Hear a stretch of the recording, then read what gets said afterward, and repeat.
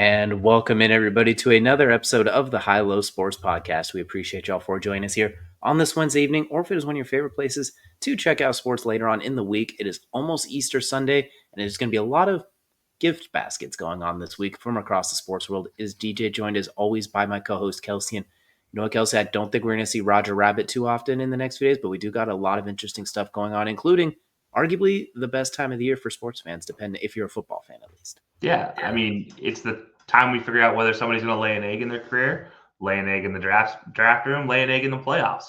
It is that point in time where I don't know, eggs galore. This is the one time you don't want to find all the eggs in the basket. You just don't want to. You want to get the good stuff. Eggs are no bueno when it comes to draft season and playoff season. Unless you're not trying to sell them, because they are priced pretty well these days. So there are some ways around it if you want to go in that direction. Yeah, I mean, I guess unless you're having a great breakfast burrito too, you probably want some eggs there. But yeah, I mean, I don't know. I'm trying not to get it in the draft room. Well, let's not get too far into the draft realm or the food realm either, because that's going to it's a little bit right around dinner time. But we got a lot to talk about in the world of sports. We're going to go ahead and take that right into our opening segment known as the tip-off, brought to our good friends over at SeatGeek. Use code BellyUpSports for $20 off your first purchase on any tickets for a sporting event, concert, comedy show. It has tickets. Go to SeatGeek. Use code BellyUpSports for $20 off your first set of tickets. And we're going to go ahead and start today by going to the gridiron, but not in the traditional sense. We're going to talk the UFL. The UFL, few games in at about the quarter mark or so. 3 games in, quarterly report. We're going to start with who we think is going to be, who's been a standout team is what we're going to start with. Like the team that's been like, oh yeah, that's the pinnacle. And I'll go and go first because they happen to be the team that I chose when the UFL became a thing, and they have finally not let me down. I'm going to go with the DC Defenders, the lone undefeated team, plus 24-point differential, 3 win streak, beating the defending champion Stallions, surviving a very hard-fought game against the St. Louis Battlehawks, who are perennially the best team out of the XFL league more often than not, and a huge win in between as well. So I'm going to go with the DC Defenders as kind of my surprise team, a team that really struggled at points last year. That sometimes when you tuned in, the pinnacle was just to see the beer snake, but this time you're tuning in to see the game with a little bonus of the beer snake. So I'm going to go with the DC Defenders as my standout team so far. Yeah, I mean, that's an easy choice. Undefeated team, only undefeated team, doing what they're doing. It's an obvious pick. Second best points for against, only behind. I mean, they have the most points for, but they also gave up more points against. So worse difference than the team that I'm going to pick, which is the Renegades. The fighting Bob Stoopses, if you will. But no, honestly, I think Chuck Long has this offense running pretty well. They're not scoring a bunch of points, but they're outscoring their opponent, and that defense looks fantastic. Tough sledding if you're trying to score against the Renegades right now. Second in the XFL division behind your DC Defenders. Obviously, the easy choice for me would have been to go with Stallions, but they did lose to the Defenders. And at this point in time, I almost feel like it's not a surprise that the Stallions, the 3-peat winners, going for a 4-peat at this point in time. And yes, I'm even harkening back to the USFL days, that this team is no surprise that they're leading the USFL division. But yeah, so for Arlington, I think that's a team you look at, like Luis Perez is there. This team has talent left and right. You just have to make sure Stoops can coach. And we all know Big Game Bob doesn't always win the big game. And so it's one of those things that you just have to root for them and you hope they can figure it out. But right now they seem to be, in my opinion, one of the more impressive teams. Whereas on the flip side of things, you got the Brahmas, who are the worst of the worst. The Renegades, you mentioned, they're one of only 2 teams to score 30 points in a game offensively. There's been a 31 and a 33-point game. And for the Renegades defensively, they've given up 9 points, 9 points, and 10 points. Yeah. Defensively, they have been least amount of points given up by 10 over compared to any other team. The next closest team with least amount of points would be the DC Defenders. They've given up 28 points in the season. Wow. Which is absolutely crazy. Yeah, 20 and 38 points. Where Arlington's been incredibly stout. They've been the brick wall, where I feel like the DC Defenders have been like the opportunistic team. I think they have like 13 takeaways or something asinine like that. Like they just take the ball away. Then Jordan Tamu struggles a lot, but then makes just enough plays to make it count. Where Renegades just like, you shall not pass. We won't pass much either, but you shall not pass. And we'll figure it out in between. But you did a good segue into what we're going to look at next. Let's look at the more disappointing teams. And we talked about those teams. You mentioned San Antonio Brahmas. So I'm gonna let you lead the way with that. Yeah, so actually, they're not my pick for the worst, but they are one of the worst. Little bit of a All pivot right, you there. go and give me yours, then I'll circle back to San Antonio. Yeah. I'm going to go with the worst team that's given up the most amount, second most amount of points behind the team I mentioned just a minute ago. That's Memphis. Memphis just looks awful. Their coach left. He came back. What are you going to do? You just don't know. Still, they're one of two winless teams this year. I picked a UFL team for the XFL team for the first one, so I have to pick a USFL team for the second. And this was just too easy not to pick Memphis. So yeah, Memphis Showboats, they're the worst for me right now. Yeah, I'm gonna take the low hanging fruit. I'm gonna take the San Antonio Brahmas, which, by the way, do you know a Brahma is basically a chicken? So that's what it actually is. So basically, the San A Antonio Brahma pulled is a it. chicken? From what I understand, a Brahma is basically like another way for a chicken, if I'm not mistaken. No, Brahma is a bull. Are you sure? Because I could have Yeah, swore all it's a through type of Brazil. cow. All right, so never mind. There is a Brahma chicken though. That is a thing. There is, yeah. It's so yeah. I Well, think you know it's what? They're the the way Hindu. they've been playing. They're no longer the Bulls. They are the chickens. So that Yeah, they've been poultry, just like their offense and their defense has been putrid, poultry, how whatever synonym you want to use. The XFL, you have 3-0, 2-1, 2-1, 0-3, and San Antonio's been 0-3, minus 44 point differential. The differential is higher than their points scored on the season. They've scored 41 points and they've given up 85. It's been a honestly just watching them too. Like when you literally just have to kind of see them play, and it's like, oh, yikes! It's not a fun watch, and they're playing the Defenders this week, so it's a on the table to possibly be 0-4. They were close with the Roughnecks, only losing by 1 point, but then after that, but before that, the Battlehawks crushed them.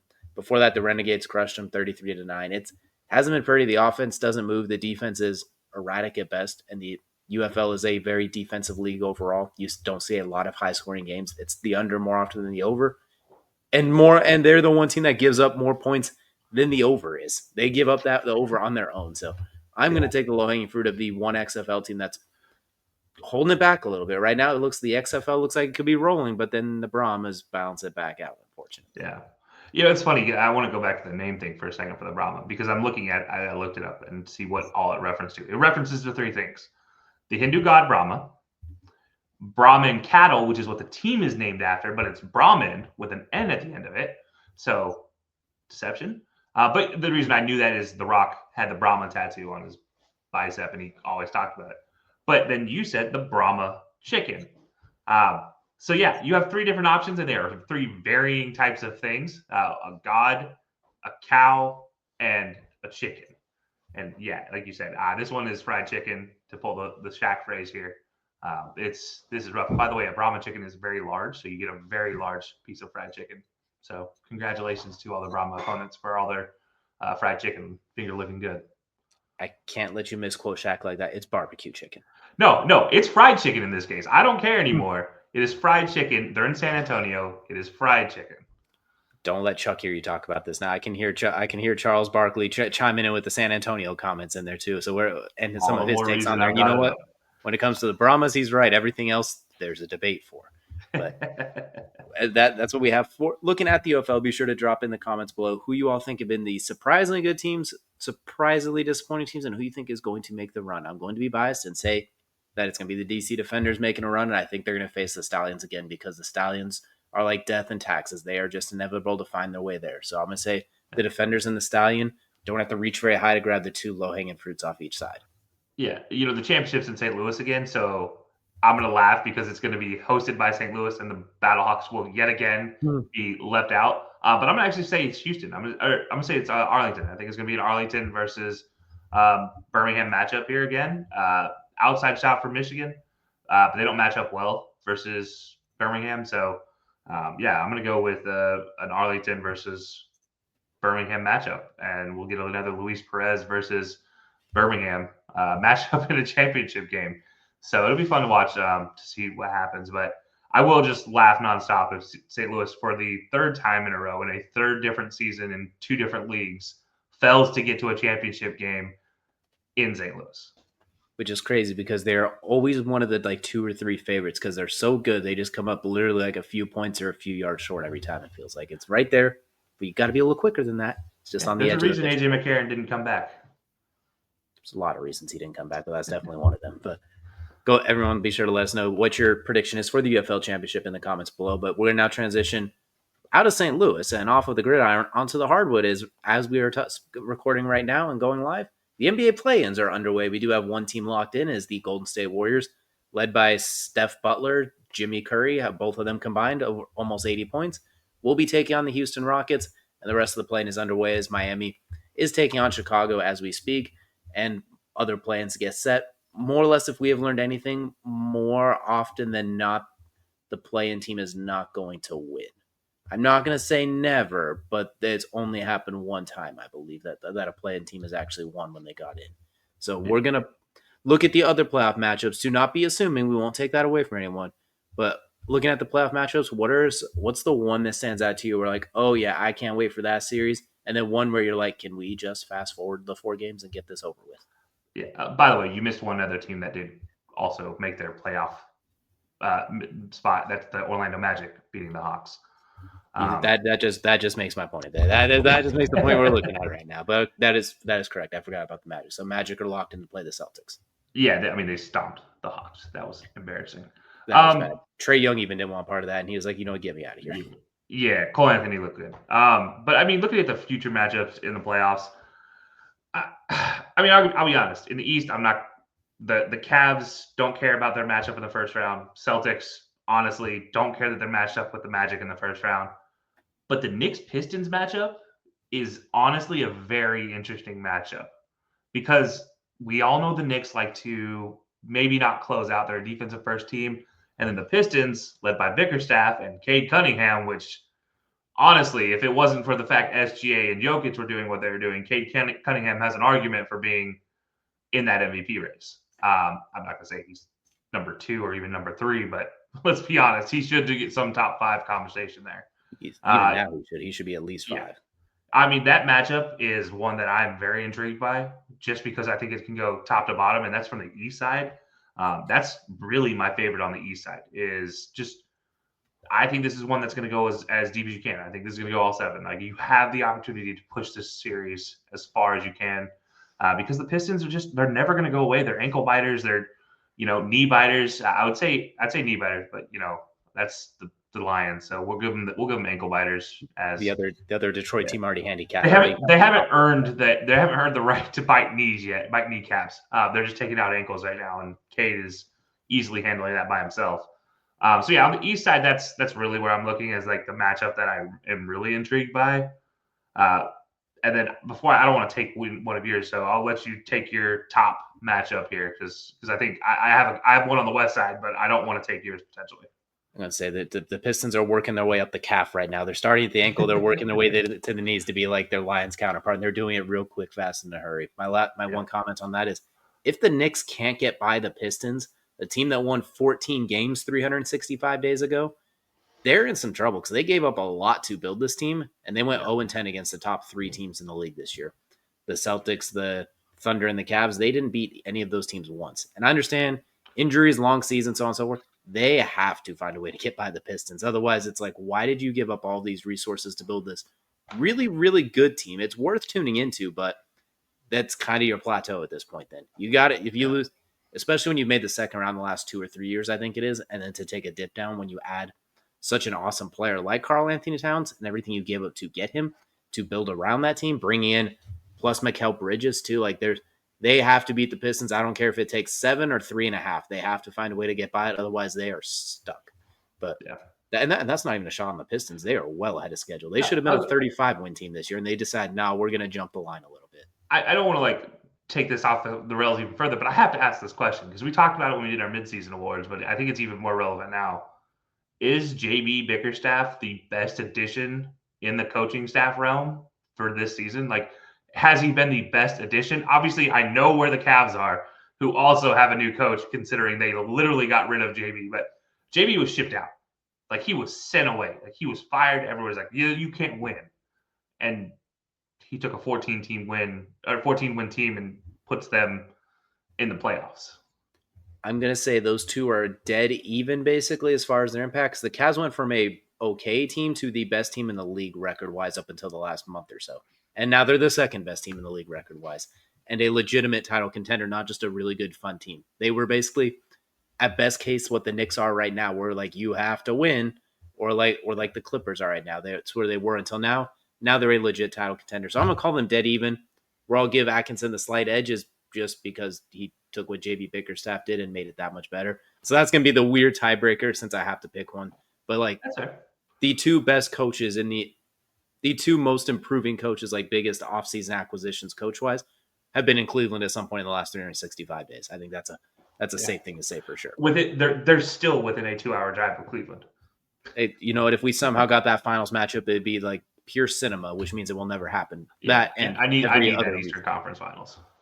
Yeah, Eastern Conference Finals, excuse me. But you know what I mean. Like if we could just get that, that would be pure cinema. But for me, I'm going to start with the East as well. I'll go East and West just like you did. For the East, I'm actually going to take the opposite matchup with the Pacers and the Bucks. The Pacers are the favorite, as they probably should be.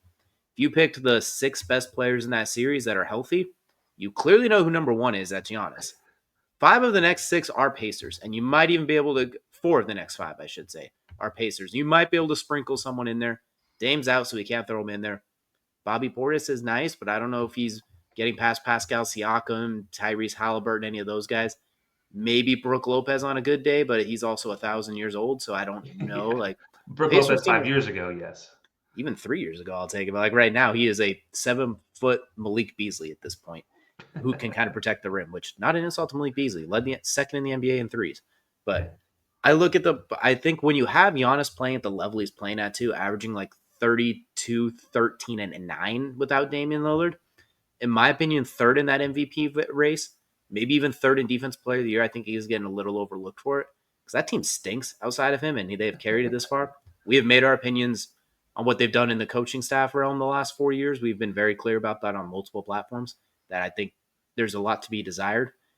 If he could find a way to get past the Pacers, literally just putting the team on his back, it's going to be reminiscent of, I don't want to say 2018 LeBron because I don't want to put those kind of comparisons and expectations, but what LeBron did that 2018 Cavs team that beat the Pacers, ironically led by Victor Oladipo, then drug them to the finals where they had no chance. If Giannis could do something similar like that, like get through this Eastern Conference by himself, it's going to be in a similar stature, like a Herculean effort of, well, it's Giannis and the boys, and he's going to carry him on his back. I don't think he's going to do that. I think it ends in the second round unless Dame can get back healthy and firing on all cylinders like it's 2019. That being said, though, I do think Giannis's all-time great factor and the fact that the Pacers have been on an absolute roll the last month and a half or so, they've been outstanding. I mean, they dropped 163 points on the Wizards a couple weeks ago, which is just asinine. I'm going to say that's my most intriguing one because I want to see can the one-man wrecking crew take on the well-oiled machine. That one's I'm really curious about because either way, what happens, either Tyrese Halliburton and the Pacers are going to go to the second round to be annoying with how they play for whoever they match up with. I mean, they were annoying for the Celtics last year in the playoffs. They'll be annoying for the Cavs. Or Giannis is about to go on a Herculean effort, only matched by his Chick-fil-A 50-piece back in 2021. So I'm looking forward to that one as much, if not any series as a whole, but let alone on the Eastern Conference. Yeah, no, I like that matchup. I do. It's not for me because of the Dame injury. It's not as high in my like must watch this series list. I'm gonna watch the series, but it's not. Yeah, it's not gonna be as high as like I said. I think we're talking Pistons here. I think that is my top matchup on the East. But there's a couple on the West that I am incredibly intrigued about. Lead the way, Captain. So I'm gonna start with the one that I think is the most fun, and it's gonna be the Timberwolves versus the Lakers. That 3-6 matchup. That dude, Anthony Edwards, versus Luka, LeBron, Austin Reeves, and Rui Hachimura. Shout out to Rui love there. Everyone ignores Rui. They named the other 3. Shout out to you for saying Rui. I love Rui, man. I think Rui is one of the most underrated additions, extra pieces to a team. I don't ever think he's going to – I said this when he got drafted. I don't ever think he was going to be a 1, but a solid 2 is where his peak is. A 3 is probably his most consistent place, and then it's where he plays well. He plays both ways, and especially playing with LeBron. I think it sets him up. But seeing what J.J. Redick has done with his team, talk about a coach that's made an impact, J.J. has done that. The Lakers made the biggest impact probably in the last 20 years on a trade. Like, this is by far the Luka trade might be the most shocking trade I've ever seen other than the Chris Paul trade that was vetoed. And it wasn't for the Chris Paul being traded part. It was because of the veto part. Like, this is the most impactful trade I think I've ever seen in my career watching the NBA.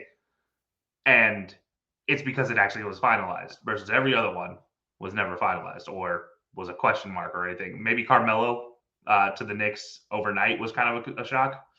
But this one is Luka to the Lakers is obviously the craziest part. And JJ has been able to fit them together. Where there was a lot of concern over Luka's first integration into the team. Will he be accepted? The dude's playing fantastic. He's playing like Luka again. LeBron's playing like LeBron, but not like 40-year-old LeBron. He's playing like 35-year-old LeBron, who is going against the Warriors 4 years in a row. Like, he's that guy right now. And maybe he's not going to go out and score 30 every night, but he's going to give you 20. He's going to probably give you at least 8 assists. You can guarantee there's 5 to 7 rebounds in there. And he's going to play the 4 while he's doing it, which is the wild part, is he plays a 4 while he's doing this. Him and Luka will switch out on a 4. And that's, when you look at the Timberwolves, that's Julius Randle. Will Julius Randle be able to step up in the series and play? Will Naz Reid be able to step up in the series and match up against LeBron, against Luka, against whoever they need you? Jackson Hayes. Can you bully ball Jackson Hayes, who gets sat on the bench for the fourth quarter because they don't trust him to go match up against a big, which is when they send LeBron to go play a 4. Like, there's so many opportunities here for the Timberwolves that they can get on the ball. This is the one time I will look at the Timberwolves and say, you having big guys down there doesn't bother me in this matchup, because this is the one matchup, if you want to take advantage of it, you let Ant cook. You get high pick and rolls, get him switched on to somebody that's maybe a little less athletic. I imagine the Lakers are going to come out in that 4, LeBron at the 4 type of situation, so they're going to be more athletic. Rui playing a 5, which is why I threw Rui out there. And I think that's how the Lakers are going to get away with it. But if you're the Timberwolves, you got to look at that high pick and roll, let Ant go and cook, and see if you can open up Naz Reid, see if you can open up Julius Randle, see if you can open up Dante DiVincenzo. Like, that's where this is, like, to me, this might be my favorite matchup of all of them, because there's so many different pieces and parts. And I've been critical of LeBron. I've been critical of Anthony Edwards. But I've accepted that the talent that is there, like, they are talented players. Obviously, Ant is easily in the top 15 now of current players, and he's not even in the back end of that top 15. He's probably a top 7 player this season, and he's not 7. So absolutely, 100%. I will say, ironically, no pun intended, the next closest trade might be the Anthony Davis trade. I'm not even talking about for Luka trade. I'm talking about the original when they got him to LA. So when it comes to blockbuster trades, Anthony Davis is a prerequisite, is what it sounds like, at least in the last handful of years. But I love that matchup. The one thing I will say is I think the Lakers are going to put Rudy Gobert in hell. So I don't know what Minnesota is going to do with that, because what are you going to have to do? Chase LeBron out there? Good luck. You want him switched on Luka? We have seen exactly what happens just a year ago. We have seen that to a T. Anthony Edwards, you mentioned, I think he's going to average 30. He's going to be awesome. No concerns about him whatsoever. It is everybody else. And then there's still the Austin Reeves factor. He's still turned into a walking bucket as that third option. He's averaging, 25 in the last month, something insane like that. And 20 when Bronny is on the court. Exactly. Just incredible. Sorry, insane. 20 in just the period in which Bronny is on the court, not the whole game. Just in the period in which Bronny is on the court. Exactly. And then you have LeBron, who's healthy going into the playoffs, too. He's not old man right now. He's relatively healthy, which I think is a nice change. He didn't miss a bunch of time coming up.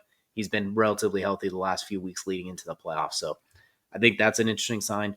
I really like that matchup. I'm also going to look at the other one that just got situated a day ago.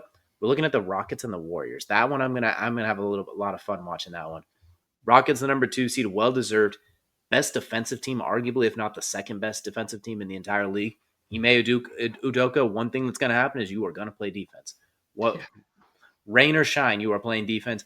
Amen Thompson, Alfred Şengün, they will lock up Dylan Brooks. They will get it done defensively. Jalen Green at moments can look like an explosive future all-star scorer. And then there's the Warriors. They are outmatched on paper, but it is the Warriors. Steph Curry is still that dude. He's still top 15 all-time player, give or take. Playoff Jimmy, I guess, might still be a real thing based on the playing game. I guess that's still live and active. Draymond Green is moving on. So I think with the Warriors' experience, there is still always something that they're always a threat. So I'm going to say that they're such a threat, even if the Rockets on paper should be heavily favored.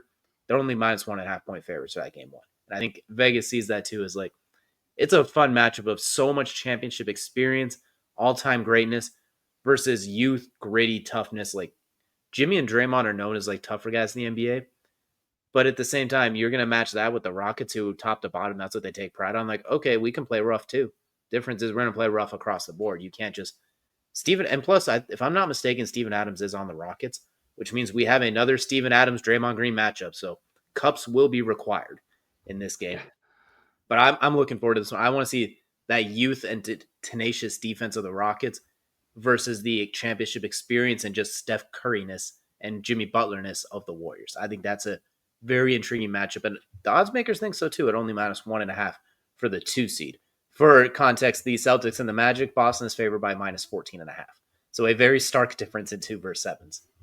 Yeah. By the way, Steven Adams is on the team. Also, Jeff Green, also on the team. That is a name. Those who don't know, well, you should know. Yeah, Fred VanVleet, just to I name remember off Fred a couple VanVleet, seniors. Aaron Holiday, the Drew's brother. Jabari Smith, which they got a by the squad. way, Like they're the 2 seed for a reason. Like we talked about, there's a reason. Jay Sean Tate, nobody's even talking about. Reed Shepherd, who is the darling out of Kentucky. This is a team that might be the second best young team in the league. And I only say that because the number 1 young team in the league is currently in first place in the West. But you know what's a very interesting piece of this?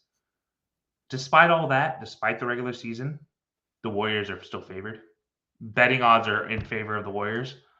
So if you want to make potentially make a couple dollars, you have plus odds to go take the Rockets.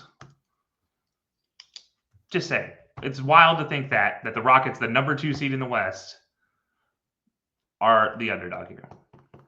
And what's interesting too is the injury report for the most part relatively clean. Nobody for the Warriors, and for the Rockets, Jay Sean Tate and Jabari Smith are game time decisions, so we will see. But like no major injuries coming in, no major it's Steph Curry's thumb, which he just dropped 30 on with it yesterday with no problem. So like he's as good as it's gonna get. So matchup predictor actually has the Rockets at 58%, but the betting odds say otherwise. This is gonna be an incredibly fun series I'm looking forward to. And of course, really all of them we're looking forward to, but that's one that stands out to me. And I'm going to mention for both of us too. Nuggets, Clippers. Clippers have been absolutely awesome. Kawhi is Kawhi again, dare I say, for hopefully the whole playoffs. We'll see. And Jokic is Jokic. So like that's a very fun matchup too if everyone stays healthy. My most intriguing part about that matchup is how do the Nuggets look with an interim coach in the playoffs? And is Jamal Murray going to be healthy, and how healthy too? Yeah. Like, can Michael Porter Jr. hit his shots? I'm not worried about Jokic. Jokic is going to Jokic, but it's everything else there that Russ, and I think Russ is going to be good too. It really comes down to everything else surrounding them for sure. I'm just excited. We might see a healthy playoff Kawhi for the first time since 2020, I believe. Like it's been long overdue, and I'm excited for it. Hopefully, it lasts more than a game and a half or whatever it was last time. Two of the best arenas in the playoffs. Well, we haven't seen one of them yet in the playoffs, which is the Clippers' new arena.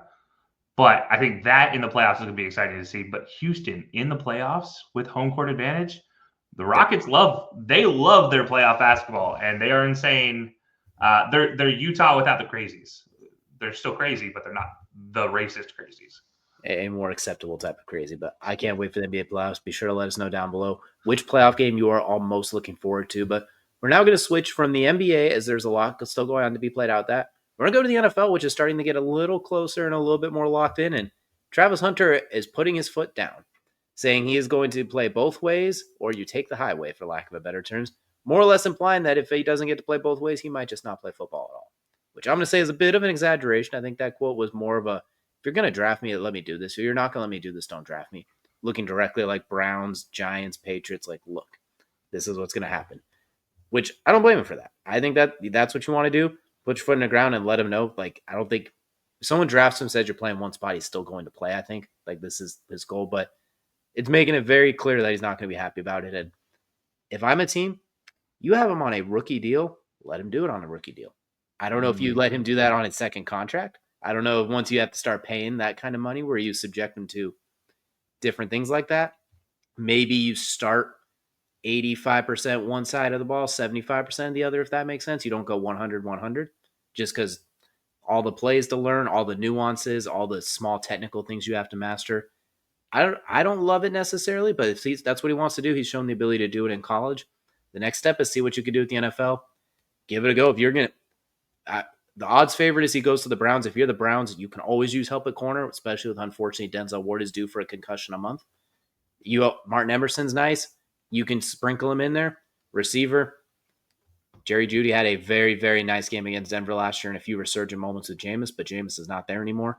So you can always use this help offensively too. So I say let him go with both. Maybe don't start 100-100. I get the snap count is different in college, but there's more games in the NFL. There's more money involved, arguably, now, especially considering you're taking him at number 2.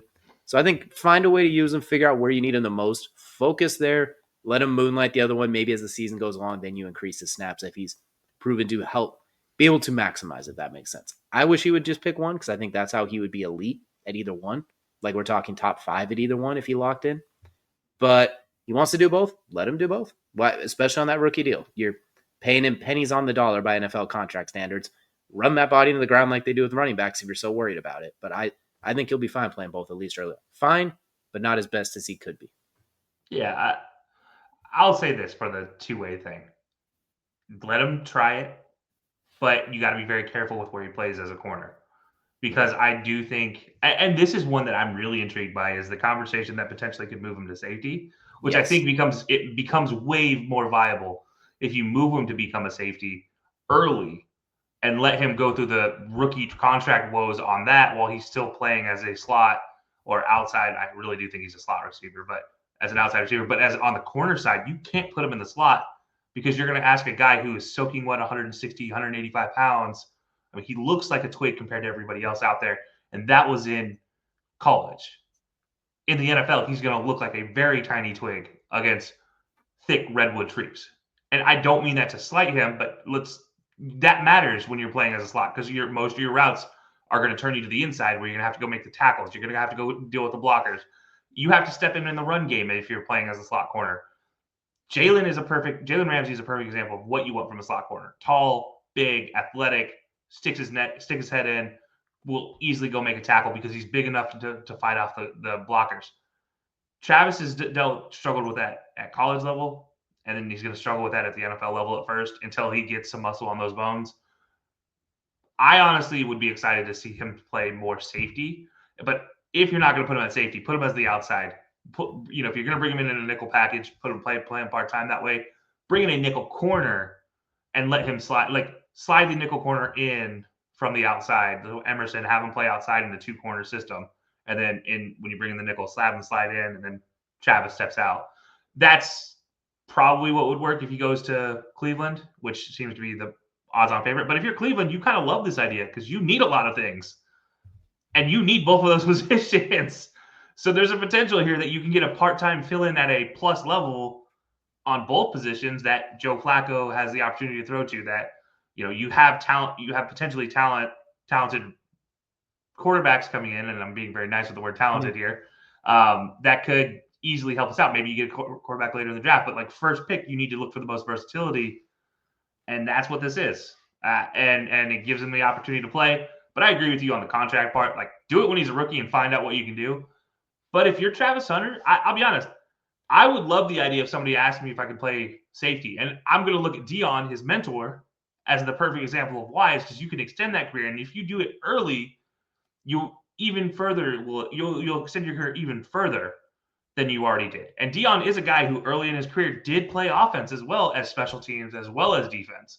We already know he played baseball too. So it's a thing that Dion's a perfect example of what you could do if you try. Or Devin Hester also did the same thing, and he sucked at corner and receiver, but he's a great return man.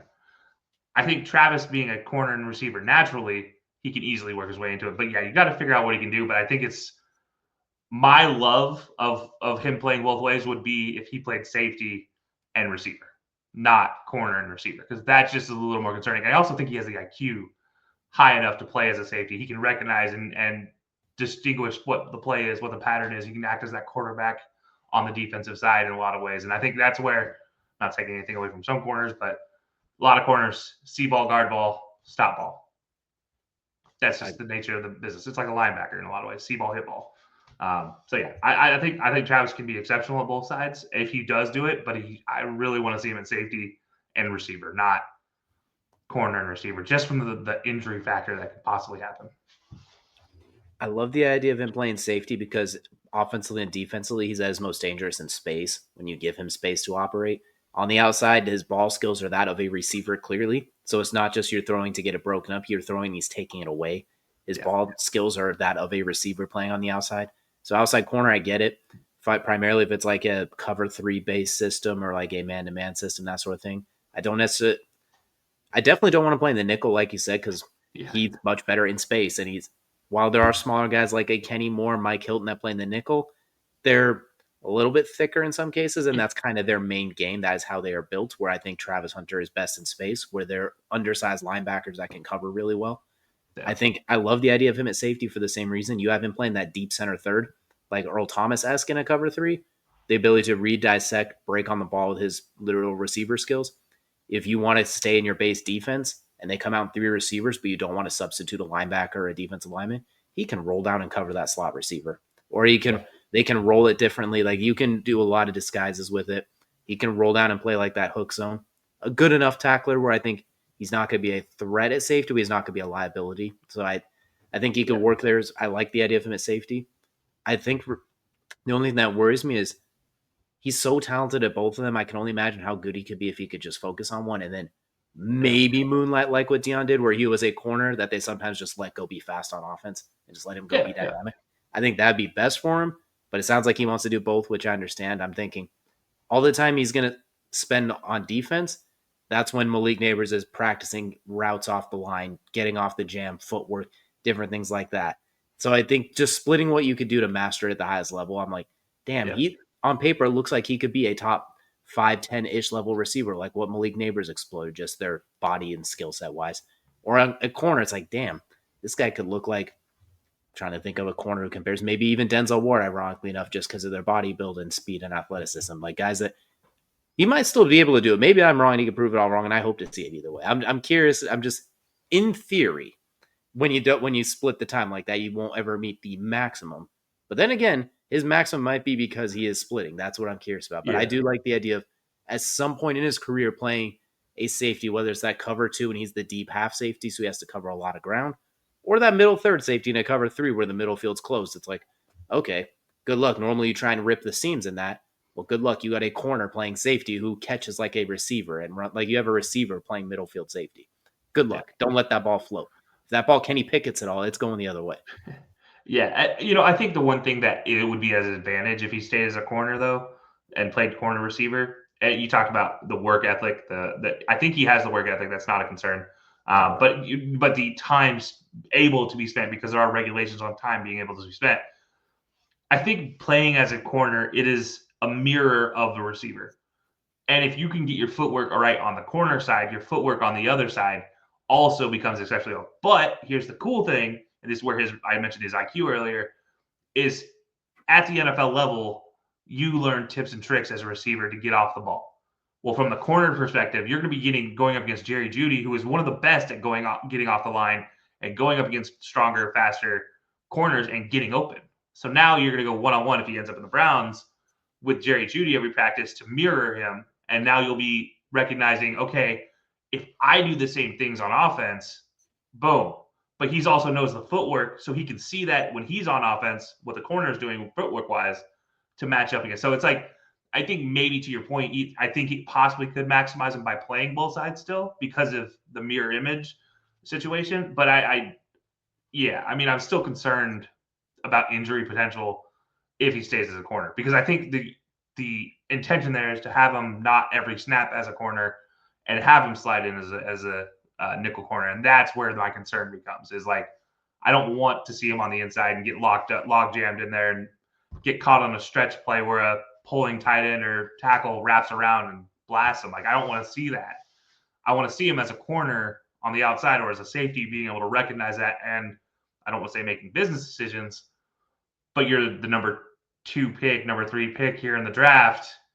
Your future is both ways. You got to play both sides. You can't get injured. Like maybe there's some business decisions that get made better from the safety position than a corner position. And I hate using that, but you're also playing potentially for the Browns. So you got to keep one eye towards the future here. I'll add on to that as well. I think, how do I want to word this? One, I will say it's a good thing that it's going to be Joe Flacco or Kenny Pickett, because if it was Deshaun Watson at quarterback by week 4 of trying to chase down those passes, he'd be like, you know what, I'm cool. I'm going to play corner full time. No more of that. I'm good. I'm Yeah. screw this two ways thing. I'll wait to play receiver till another time. But Yeah, and I Joe do think Flacco will do nothing but help him in a lot exactly, of those cases. exactly. I think he's. I really hope to see it, and I think he is going to be awesome both ways. What does worry me too is if you're a team and you want to pigeonhole him, say you're playing corner, we'll let you play some packages here or there on receiver, like if we want to do something funky. What's going to happen when your offense goes like 3-and-out 4 series in a row, or you start throwing picks and you just start stalling?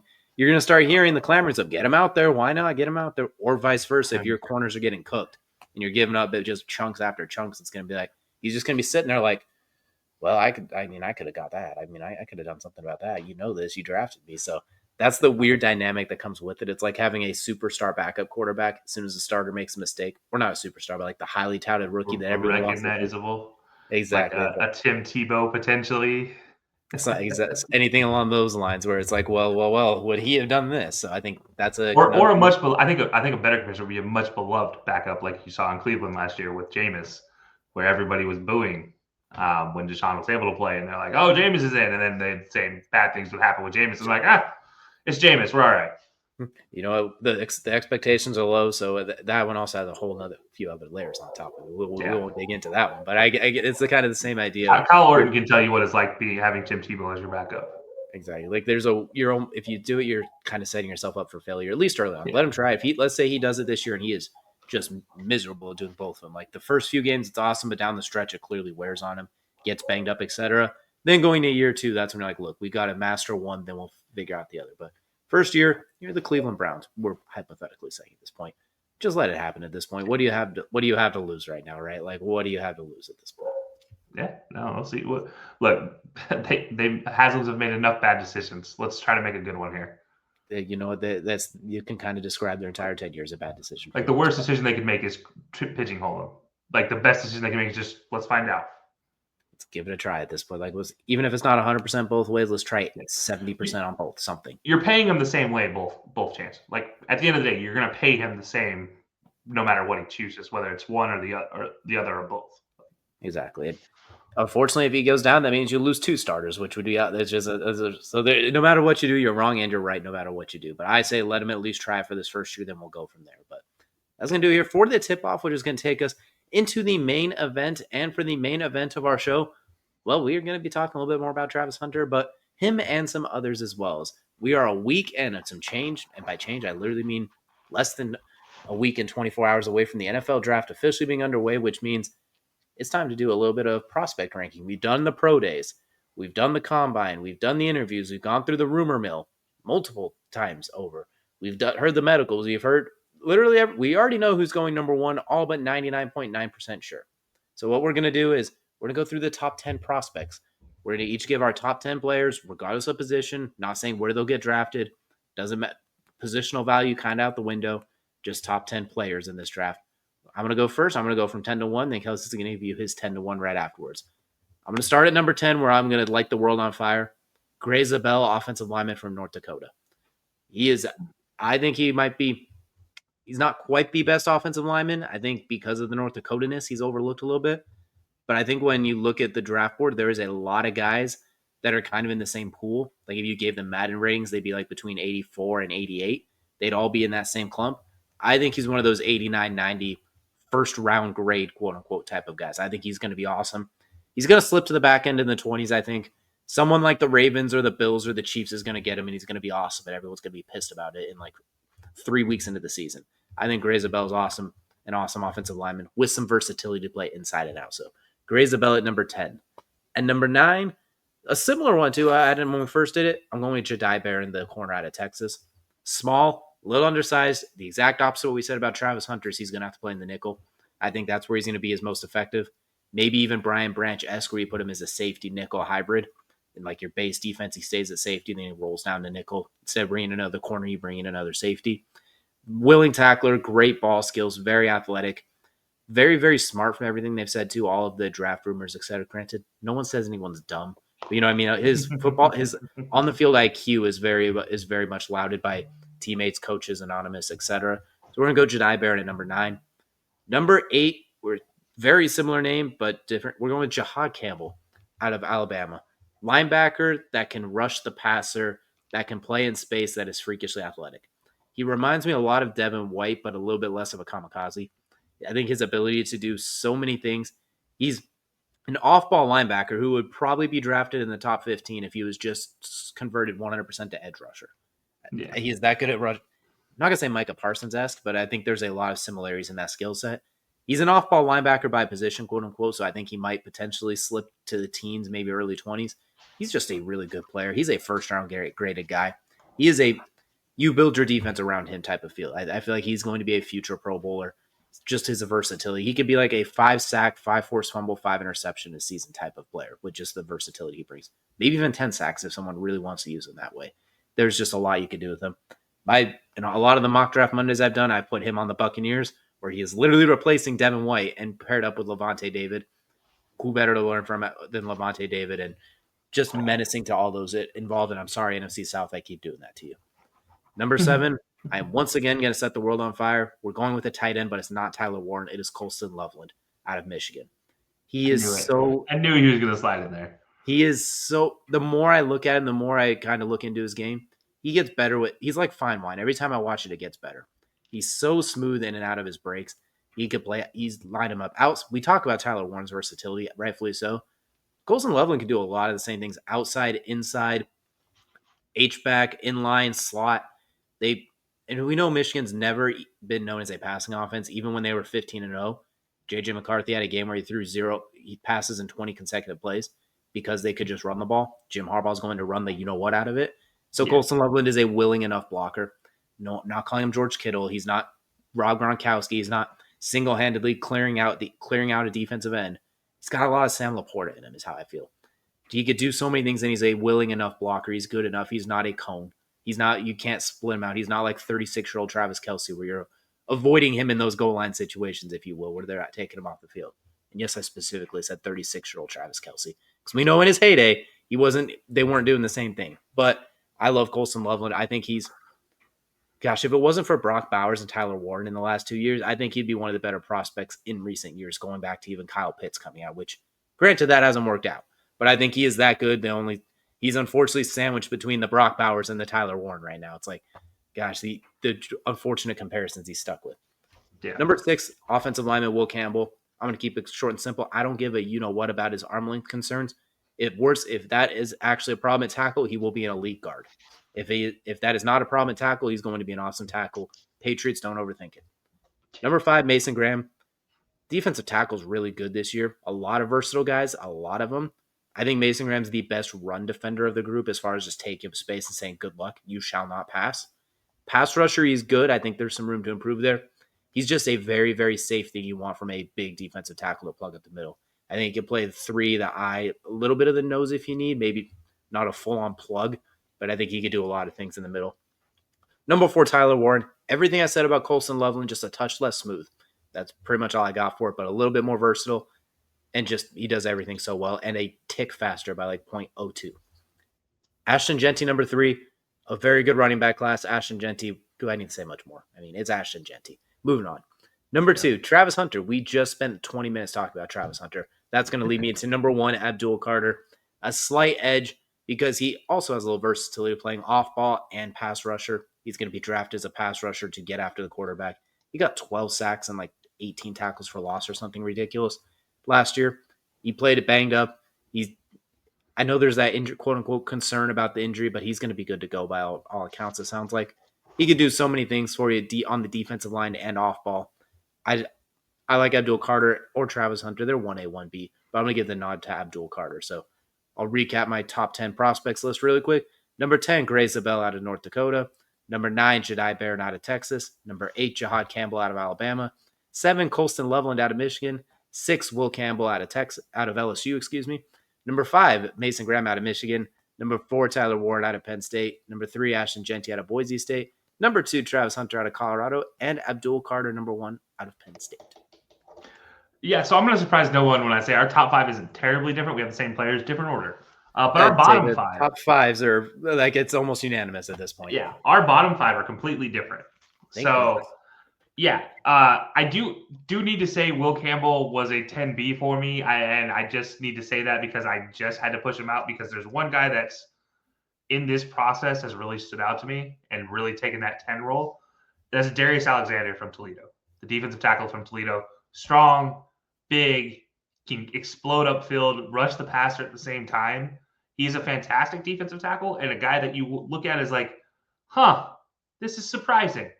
Now, I think a lot of teams are going to look at him as like, man, maybe a back into the first round, beginning second round type of thing. Defensive tackle is obviously never really a big position in the first 20 picks, but there's always two or three. And I think he could be one of those two or three that sneaks in and then lasts for forever. So yeah, Darius Alexander, defensive tackle, number 10. I think he slides in there for me. And sticking with that same theme of the same conference, well, similar conference, I'm going Mike Green. I talked about this when we first did our draft top 10 board. I think he's one of the most talented edge rushers, slightly undersized, long arms, athletic, rushes the edge like nobody's business. Probably looks the most like Myles Garrett rushing the edge or Von Miller rushing the edge without being Myles Garrett or Von Miller. I'm never going to say he's that right now. He is very much a project at the next level, but he is so raw and talented that he can come in and give you 5 sacks in the first NFL season. And that's if he's by himself. If you put him on the Lions or the Browns or another one of these teams where you have a bookend edge rusher on the other side, this guy can be a sneaky pick for getting 10 sacks in his rookie season.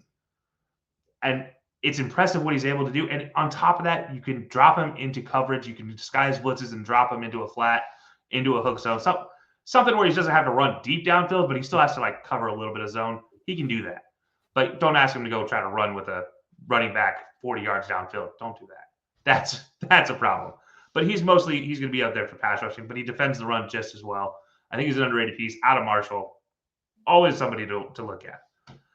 Now, number 8, I'm going finally to a big conference, but it's not a team from a big conference most people would expect. I'm going with Armand Membo from Mizzou. Offensive tackle. He's fantastic at setting the edge. The run game, if anybody's watched any Mizzou in the last 2 years, is fantastic for Mizzou.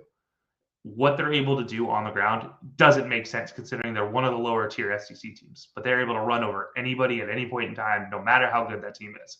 And they do it in the West or in the East. It doesn't matter. They just do it on both sides of the SEC, and they dominated, and Armand Membo was part of that. He was the wall. He's the pulling tackle. He also ran a 4.91 for 332-pounder. That's insane. So ask this guy to go out and do a little quick pull and get to the corner, and game over for that corner. I'm sorry, you're going to get knocked out. And obviously tackles don't do a lot of pulling in the NFL, but there's always those random quick pitches and things like that they can slide out and a tight end slides down. But it's an opportunity for Membo to kind of come in and make an impact. I don't see him as a left tackle. He's definitely a right tackle type of guy. But he could work his way into being a left tackle depending on the team. Maybe if you have like a Lamar Jackson, slide him to left tackle so Lamar can roll left. But yeah, he's my number 8. He's had a great pre-draft series as well, working his way up there. Number 7, I'm going to go a little further north into the Big Ten. I'm going with Josh Simmons. If you guys remember my top 10 earlier this year, I surprised everybody by not having Will Campbell and having Josh Simmons above him. Keeping that same thing.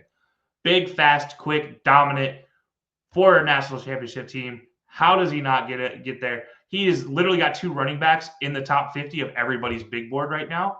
And his quarterback was a conversational piece for a top 3 quarterback going into this draft process. Obviously, his combine performance dropped Will Howard out of this. But a big part of that is what Josh Simmons was able to do blocking in front of him. He's able to spring both running backs, any one of these receivers on an end around. He's able to hold that and create a wall, set the edge, and defend, whether it be in the pass or the rush side of things. He's a fantastic fantastic blocker, defender of a quarterback. Josh Simmons, offensive tackle. It's going to be impressive to see what he's able to do at the next level. Number 6 is a guy I'm actually surprised I didn't hear on your list, and you were high on him before, and I'm still high on this guy. And you thought you were making a shock with our last board when you put him up here. I'm keeping him up here. And that's number 6, Will Johnson from Michigan.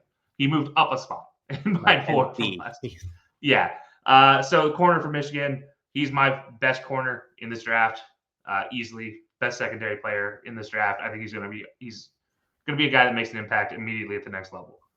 He's going to be a guy that you look at as like, yeah, year 2, we're not throwing at this guy ever. Year 1, halfway through it, we're never throwing at this guy anymore. It's going to be impressive to see what he's able to do at the next level. I think his footwork still needs a little bit of cleaning up, but that's every corner getting into the NFL is that way.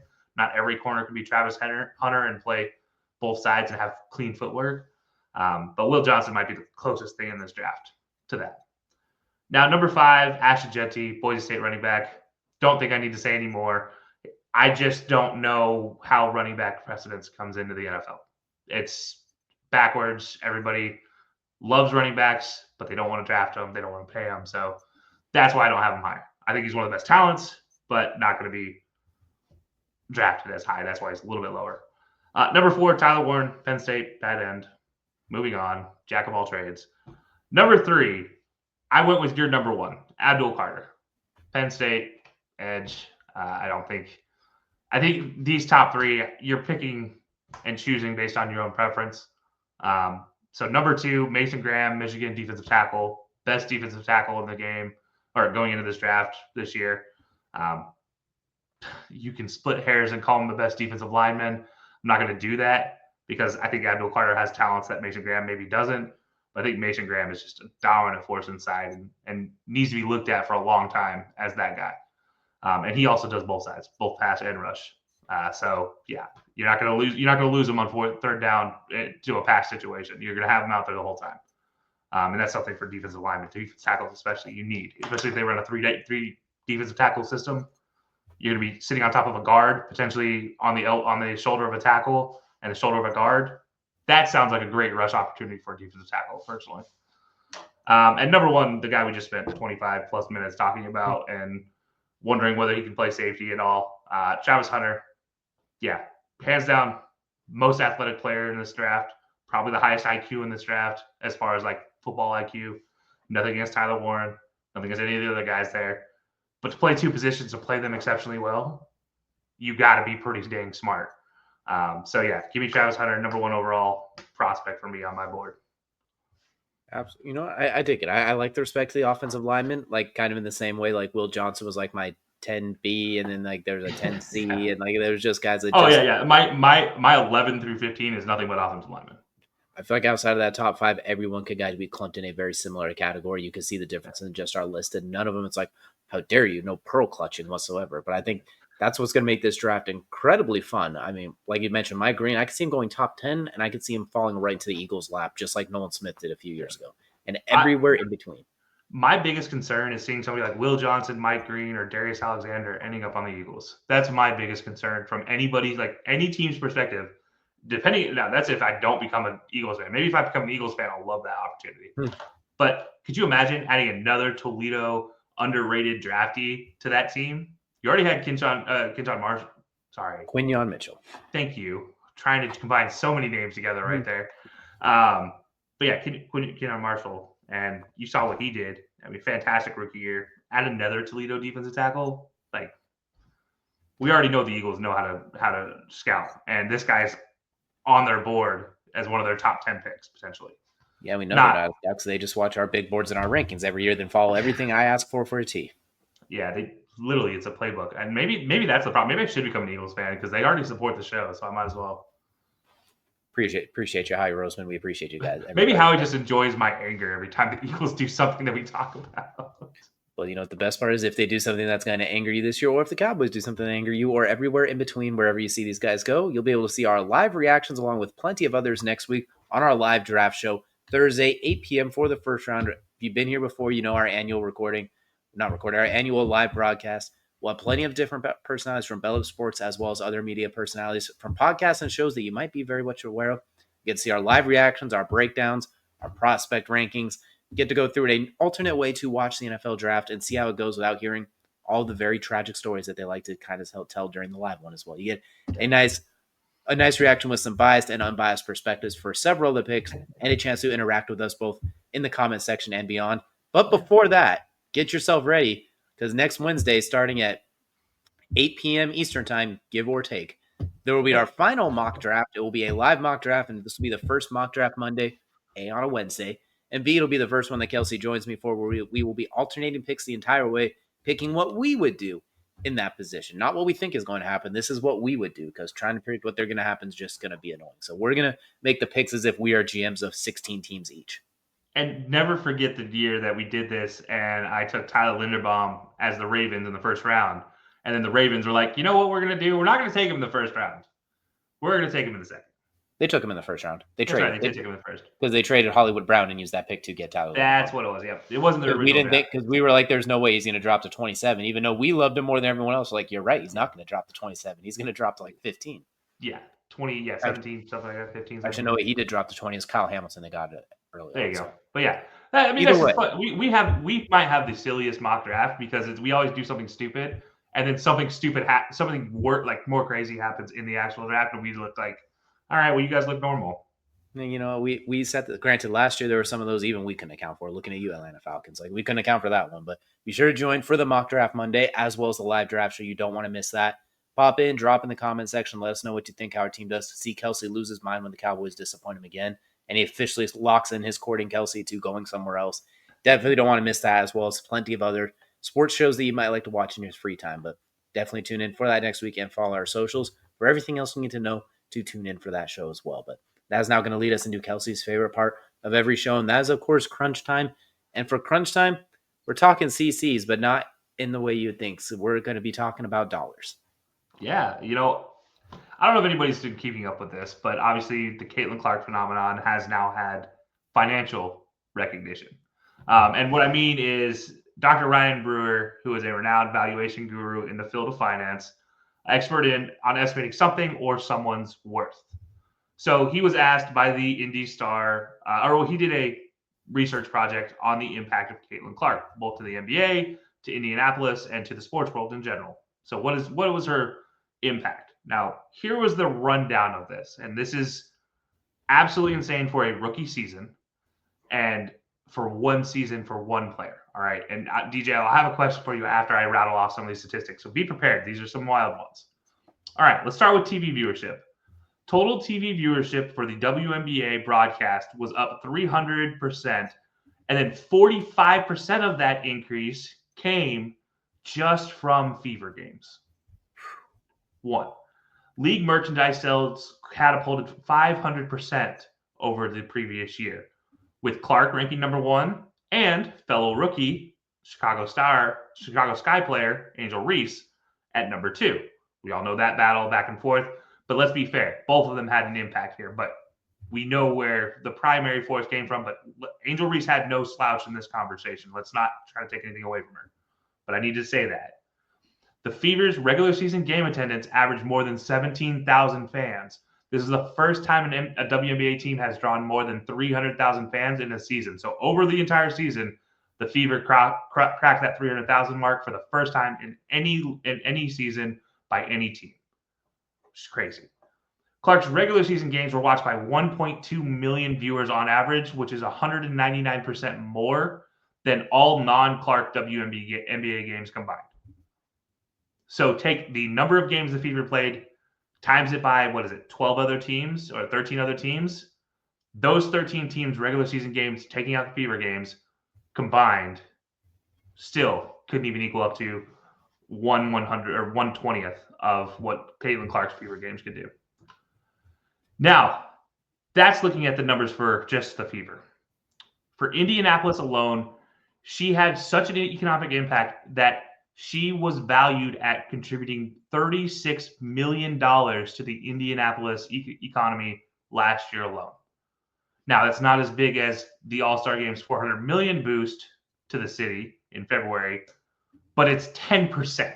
She contributed 10% of what the NBA All-Star Game contributed to the city of Indianapolis.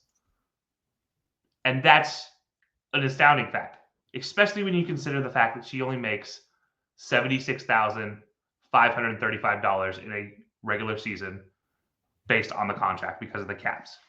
So the question behind all of this was, will Caitlin Clark ever be able to be paid what she's really worth to the league? The simple answer that Dr. Brewer came up with was no. There's no chance that's possible. But DJ, hearing those numbers, hearing how much she makes at $76,000, one, can the WNBA ever pay her currently, when mind you, their contracts are currently capped at $232,000 on a non-rookie deal? Can they ever pay her what she's worth to the WNBA? And number two, do you think any other player across any league in the world has ever had this level of impact? Well, the only way they could pay her is just by giving her ownership at this point too, because unfortunately the WNBA is literally in the hole. Like they don't actually make any money technically. So no, at this point, no, because she's responsible for all of it. At this point, maybe like there's just no way at this particular point in time that they could pay her what she is worth. Because you take her away, it's even further in the hole. Like you have a chance of getting out of the hole with her, a long shot, but a shot. Without her, it's just financially, we're talking just dollars and cents here. We're not talking entertainment factor or anything like that. But dollars and cents wise, there's no way to pay her what she's worth, because she's worth that much from all the numbers you just said.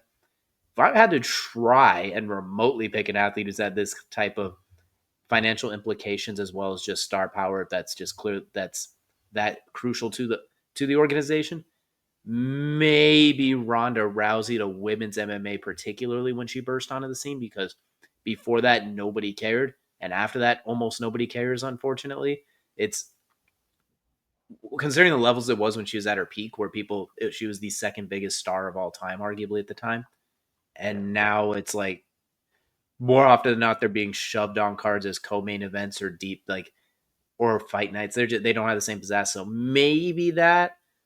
But other than that, like when you think about for an entire league, not just a team, not a regional thing, not like Tim Tebow, what he did for the Gators in Gainesville, anything like that. Like it's hard to think of really anything that fully compares to a full professional league. How one athlete has it literally, like you said, more than 50% of the viewership is on her back, basically.